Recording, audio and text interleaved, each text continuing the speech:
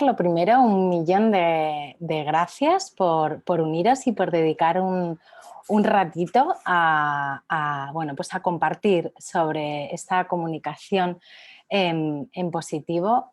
Al final no es importante solo lo que digamos, sino también el cómo lo digamos, el cómo lo transmitimos, ¿no? A nuestros hijos. O sea, al final la infancia es un proceso de aprendizaje y es muy importante cómo no nos comuniquemos con los niños. Así es que vamos a empezar por el principio, ¿no? Que es comunicar en positivo. Al final, el comunicar de una forma positiva es pues, expresar nuestras ideas de una forma clara, honesta, oportuna, ¿no? Y sobre todo sin dañar, ¿no? Como decíamos al principio, nuestra forma de decir las cosas también es muy importante. No solo importa el qué les digamos a los niños o el qué les digamos a las personas, ¿no? Al final, sino también el cómo lo digamos, porque de ese cómo será de lo que dependerá el cómo la otra persona interprete ese mensaje que le estamos transmitiendo.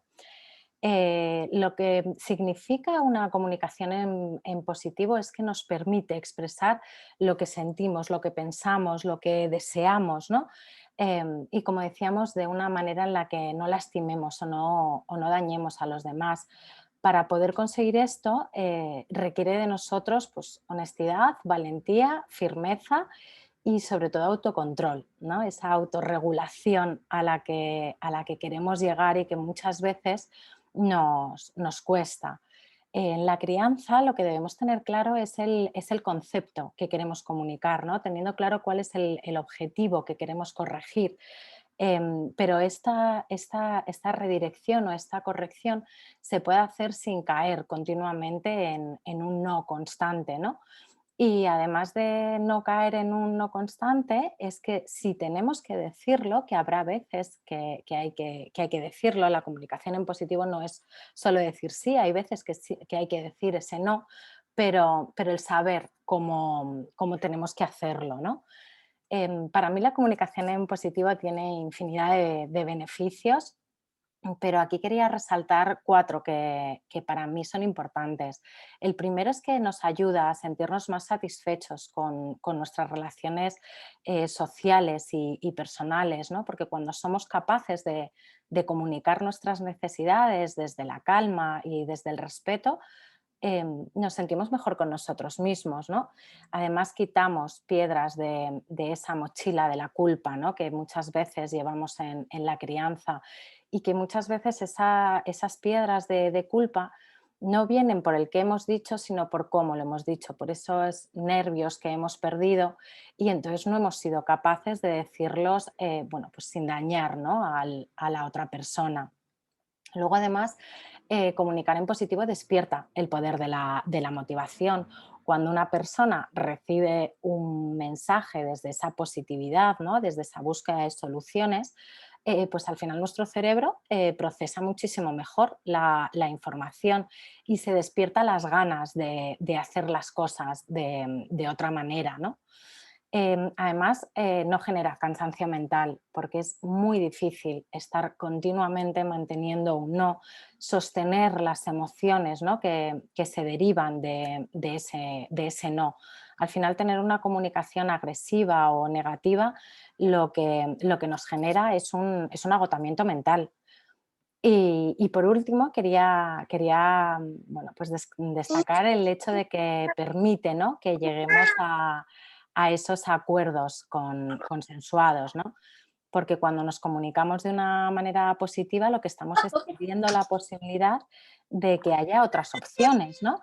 Y con eso que estamos despertando la colaboración de la otra persona. O sea, la otra persona al final quiere llegar también a acuerdo, ¿no? En este punto creo que es muy importante.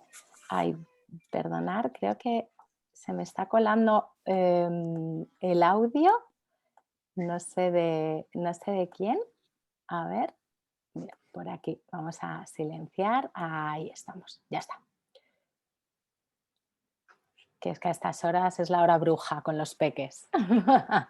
Bueno, como decíamos, ¿qué es importante que entendamos? El cómo percibe nuestro cerebro el no. O sea, porque claro, muchas veces los peques, ¿no?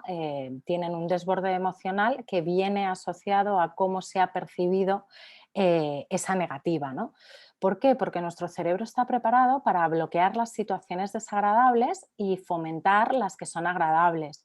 Y a nadie nos gusta que nos hablen mal, ¿no? Y además este no lo que es percibido como una prohibición.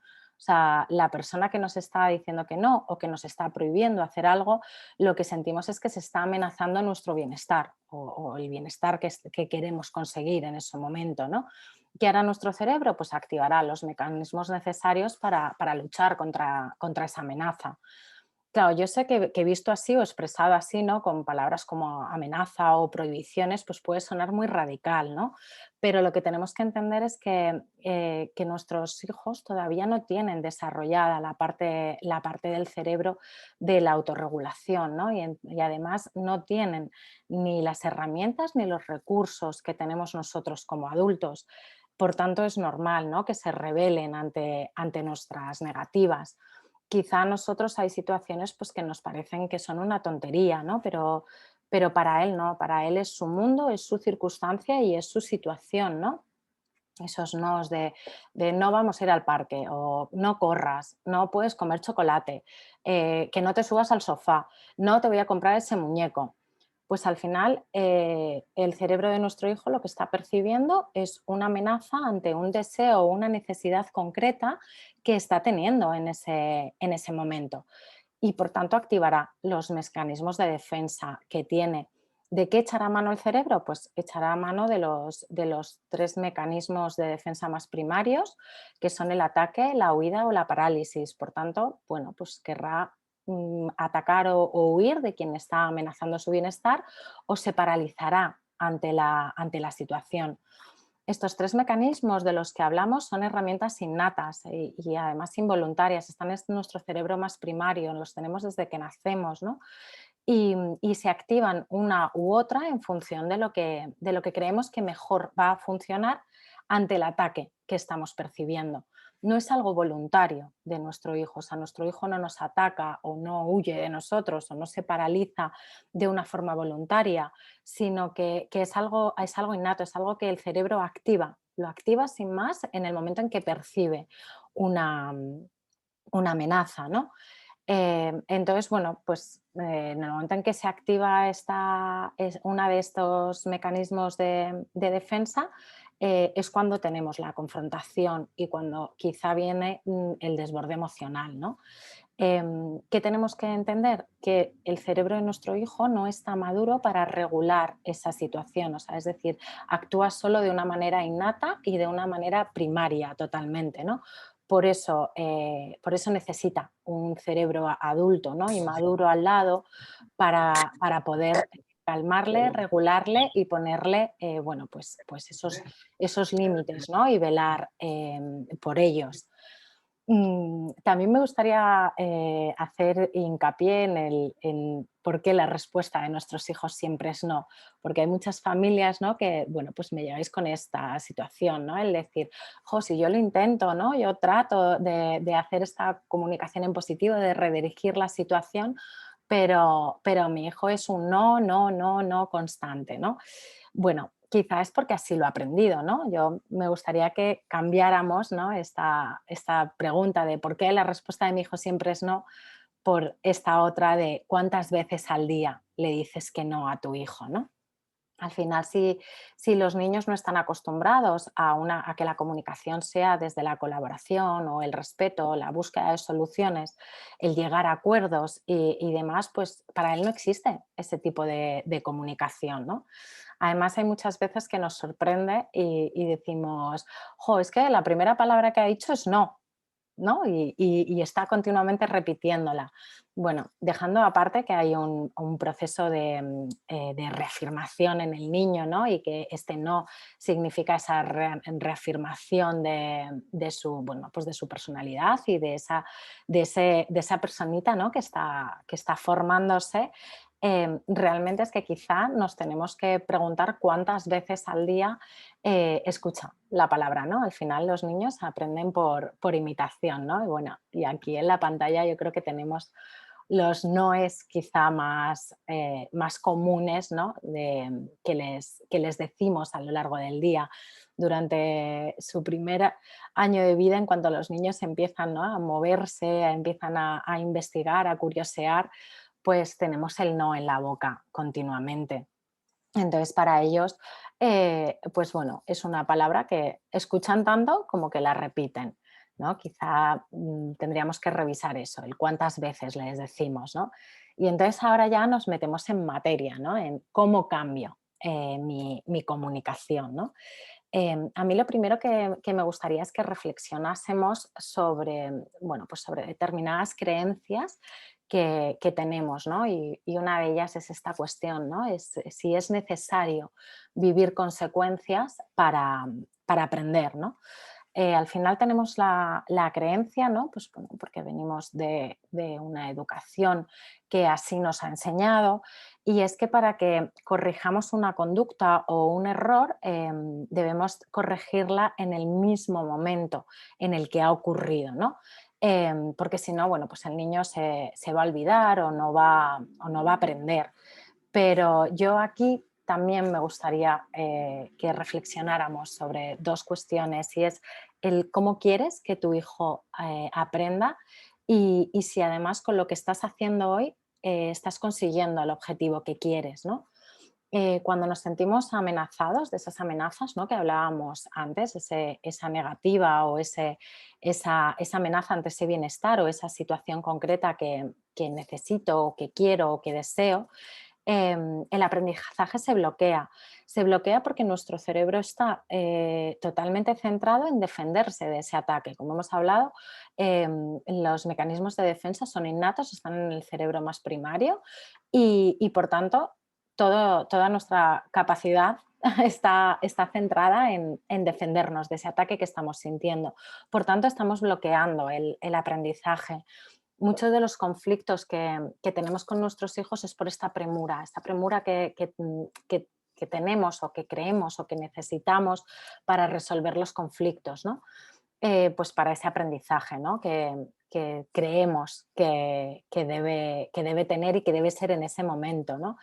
Y además que tenemos la falsa creencia de que si no lo hacemos en ese momento, el niño no va a aprender. Pero al final el aprendizaje es muchísimo mayor, primero si nosotros, los adultos, estamos calmados, porque cuando nosotros estamos tranquilos es mucho más fácil que veamos la situación pues, de una forma mucho más clara e incluso con perspectiva, ¿no? Y en este momento vemos la perspectiva de qué aprendizaje queremos que tenga nuestro hijo. Yo siempre le hago a los papis una reflexión y un ejercicio, y es que cuando estén ante un conflicto con sus hijos, antes de tomar ninguna decisión o antes de decir nada, simplemente piensen qué quiero que aprenda mi hijo de esta situación. Para esto necesitamos estar en calma, necesitamos estar tranquilos, necesitamos tener nuestro cerebro integrado para saber qué aprendizaje queremos que saquen de esa situación. Además, si lo hacemos desde la calma, podremos cambiar nuestra comunicación hacia una comunicación mucho más positiva, ¿no? Además, el aprendizaje también es muchísimo mayor cuando nuestros hijos están calmados, eh, por lo que hemos comentado hace un momento, porque su cerebro puede estar pendiente del aprendizaje. ¿Por qué? Porque ya ha retirado esa amenaza, ¿no? Entonces ya no está en ese centrarse en defenderse, sino que puede dar el paso hacia el aprendizaje. Además, si dedicamos ese tiempo a primero calmarnos, eh, podemos darles tiempo a nuestros hijos a pensar en lo que ha ocurrido y a pensar en qué otra manera hay de hacer las cosas, ¿no? Entonces, bueno, pues vamos A ver, a ver, esperar, porque ahora nos vamos a meter en herramientas. Hoy quería traeros 4 herramientas para este cambio de comunicación, porque, bueno, yo sé que estos patrones no son fáciles porque muchas veces vamos en ese piloto automático, ¿no? Y además bueno, pues que tenemos unas creencias que tienen su base. Entonces, bueno, pues hoy me apetecía el traeros estas 4 herramientas. La primera de ellas me parece que es una de las más importantes, que es escuchar más a nuestros hijos y hablar menos. Porque muchas veces ese no nos sale instintivo, nos sale, boom, ¿sabes? Sin dar casi tiempo ni a que nuestro hijo casi ni haya terminado de hacer la petición, ¿no? O sin que ni siquiera le hayamos preguntado a nuestro hijo qué le pasa, ¿no? Si nos paramos a preguntarles y a escucharles más, seremos capaces de entender qué necesidad hay detrás, ¿no? De esa petición o de ese comportamiento. Una vez que entendemos esa necesidad que tiene, bueno, pues podremos buscar otro tipo de soluciones o podremos buscar una solución, ¿no? Por ejemplo, ese no saltes en el sofá, ¿no? Y que directamente pues lo vemos y nos sale un que no saltes. Bueno, pues quizá en vez de dejarnos llevar, ¿no? Por ese impulso, le preguntamos a nuestro hijo, ¿no? Y le decimos, cariño, ¿por qué quieres saltar en el sofá? ¿O por qué necesitas saltar en el sofá? Y que a él le dé tiempo a explicarnos, ¿no?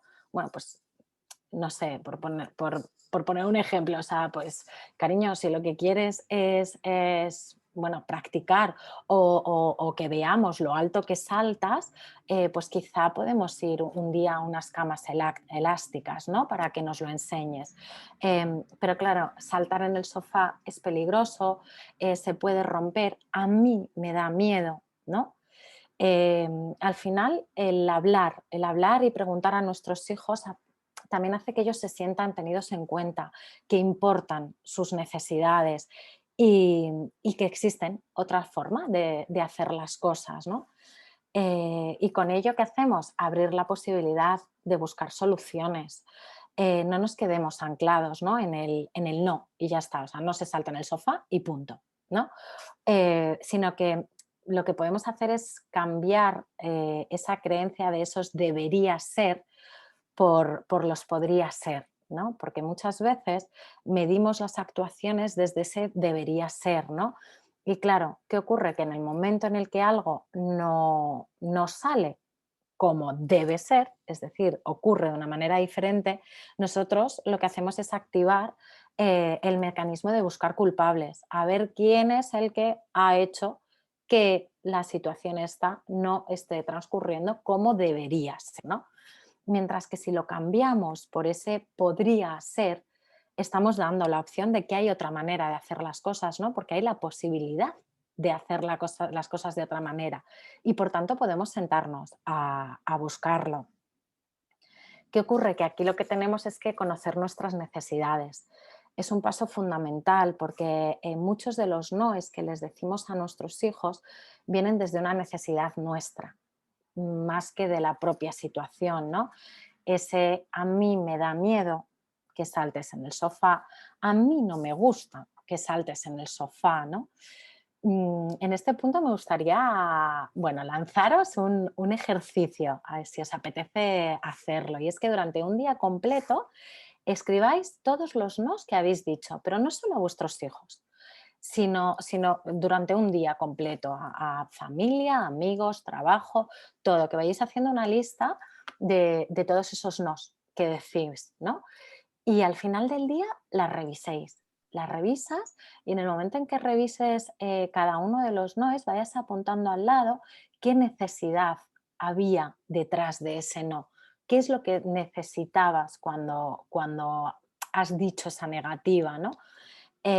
¿Por qué? Porque una vez que consigáis ver qué necesidad hay detrás de esos noes, mm, podéis revisar y cambiar la forma para ver de qué manera podías expresar esa necesidad hacia una comunicación más positiva, hacia un, bueno, pues no es un no sin más, sino que yo tenía la necesidad de que mi hijo parara de saltar en el sofá porque me da miedo que se vaya a caer, o porque no quiero que se rompa, o porque no me hace sentir bien.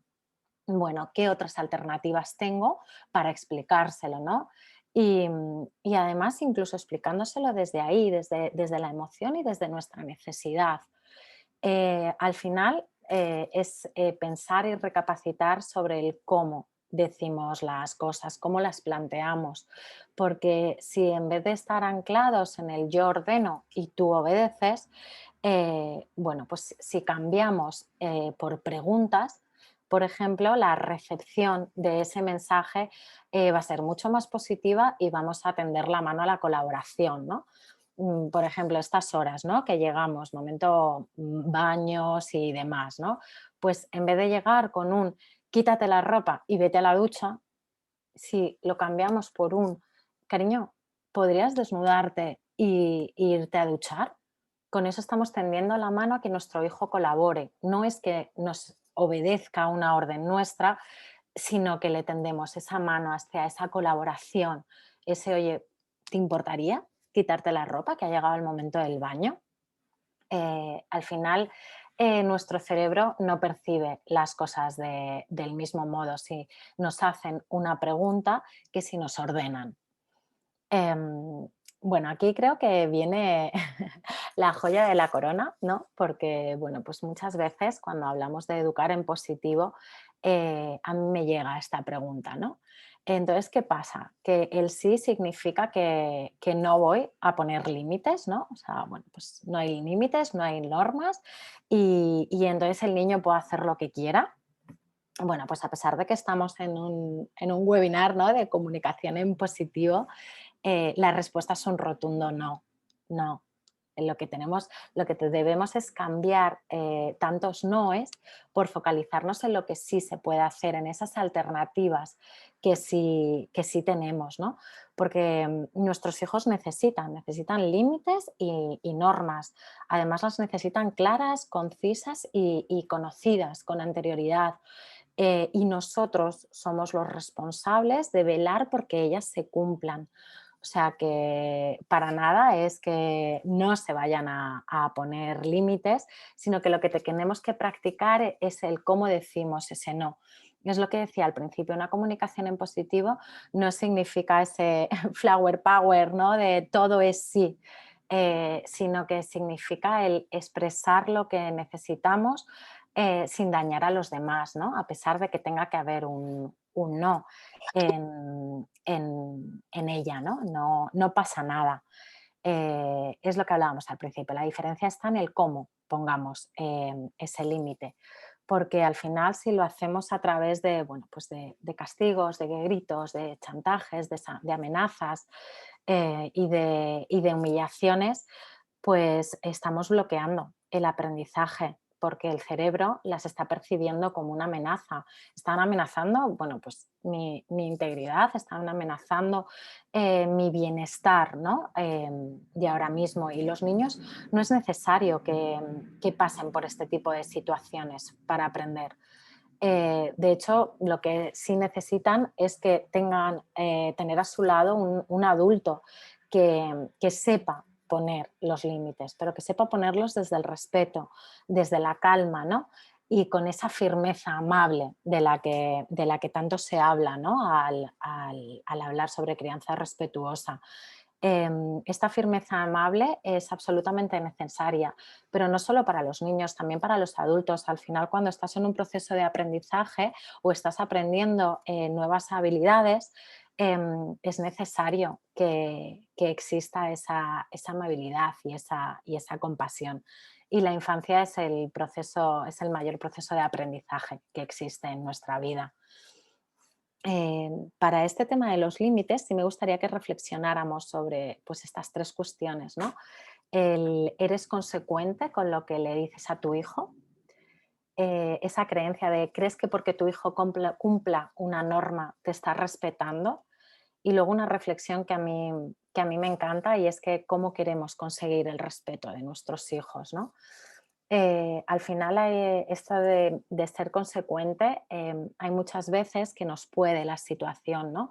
Nos pueden determinadas emociones que afloran cuando tenemos que poner un límite y no somos capaces de sostenerlo. Entonces, bueno, pues al no ser capaz de sostenerlo, solemos caer en incongruencias, ¿no? En que decimos una cosa y luego hacemos otra, ¿no?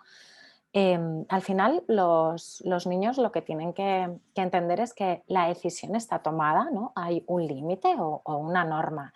Pero esta decisión nos hemos tomado el tiempo previo, ¿no? Pues para consensuarla, para sentarnos, hablarla, ver cuáles son las necesidades de todos para poder llegar a esa norma o ese límite. Y además la hemos explicado, la hemos informado, ¿no? El porqué de esa decisión que está tomada y de ese límite, ¿no?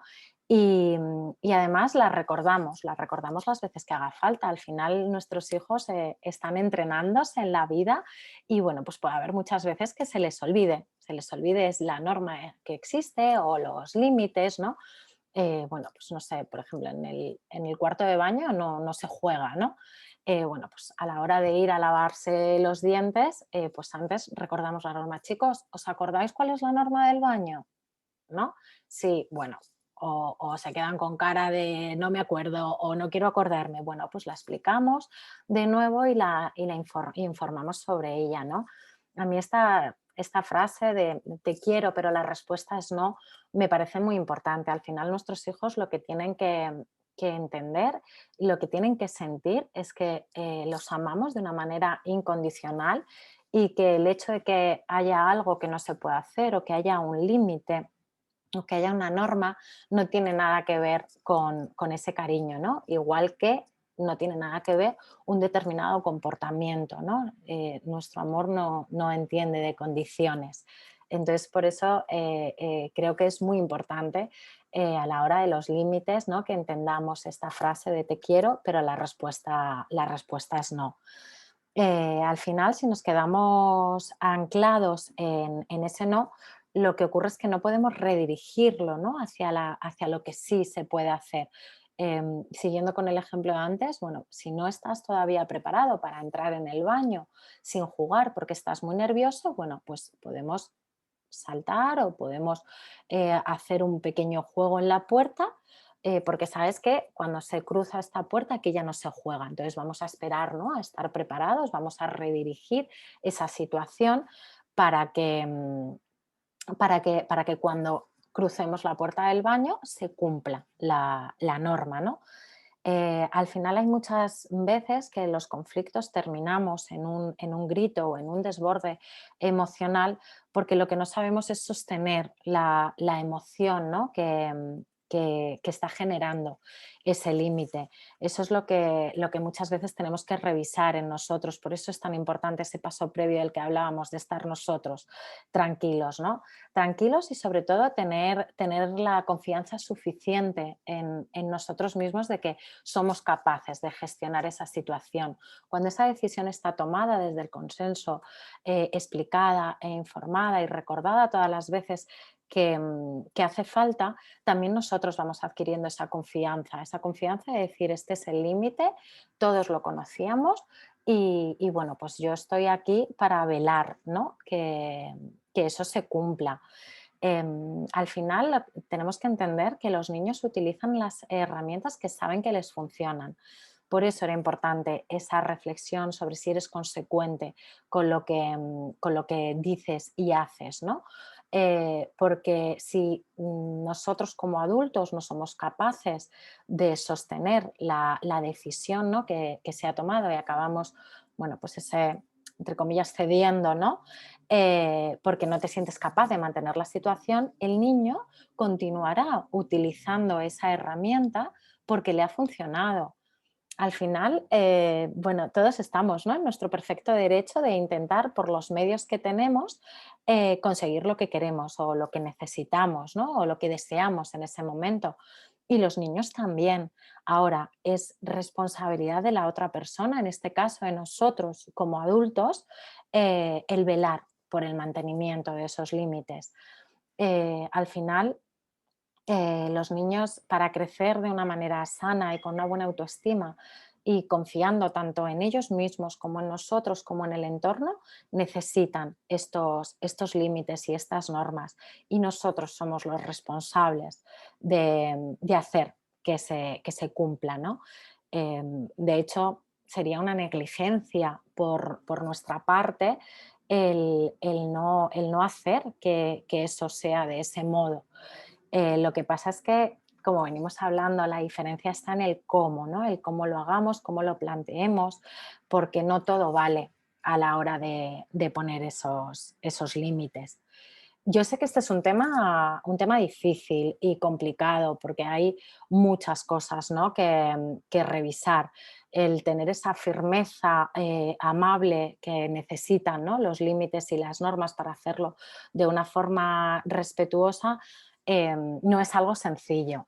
Entonces, bueno, yo por eso he creado un taller de límites con respeto, porque lo que quiero es que dejéis de pelearos con vuestros hijos, dejéis de tener ese sentimiento de es que hasta que no grito, hasta que no le castigo, hasta que no hay una amenaza de por medio, es que nadie me hace caso, ¿no?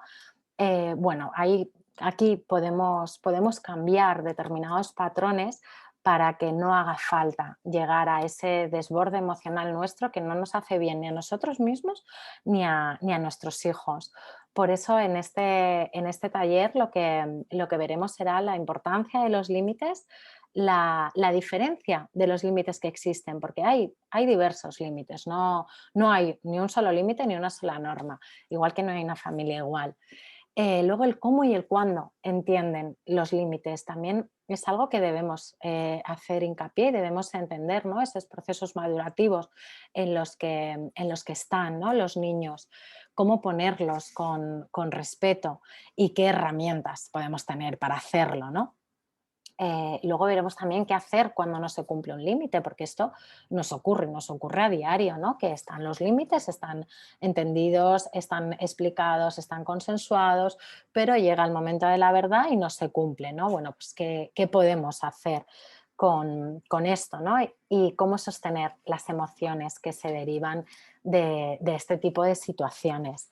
Al final lo que he querido con este taller es que aprendamos a tener la firmeza que necesitan nuestros hijos para que velemos por el cumplimiento de las normas, pero con esa amabilidad que necesita. Eh, Sobre todo la infancia, porque son los que están aprendiendo, ¿no? Habilidades de vida, pero al final todos necesitamos esa amabilidad y esa compasión. Los niños están aprendiendo a vivir y lo que necesitan son pues, adultos de referencia para que les acompañemos en ese proceso de aprendizaje que significa la infancia. Y los límites y las normas son esenciales. La diferencia en cómo las pongamos. Este taller tendrá un precio de 58 euros y lo voy a celebrar el próximo 10 de marzo a las 10 de la mañana. Será vía Zoom también. Pero bueno, si no podéis asistir en vivo, que había algunas familias que me habían comentado, se va a quedar grabado y además tendréis acceso durante un mes, bueno, pues para que podáis verlo todas las veces que hagan falta y, y durante ese tiempo que podamos resolver, ¿no? las dudas. Toda la info la tenéis en la web y si no, bueno, pues podéis escribirme a contacto@embarazoycrianza.com o al WhatsApp al 610 131 346. Aquí de todas maneras os dejo la información para que podáis contactarme por las distintas vías. Bueno,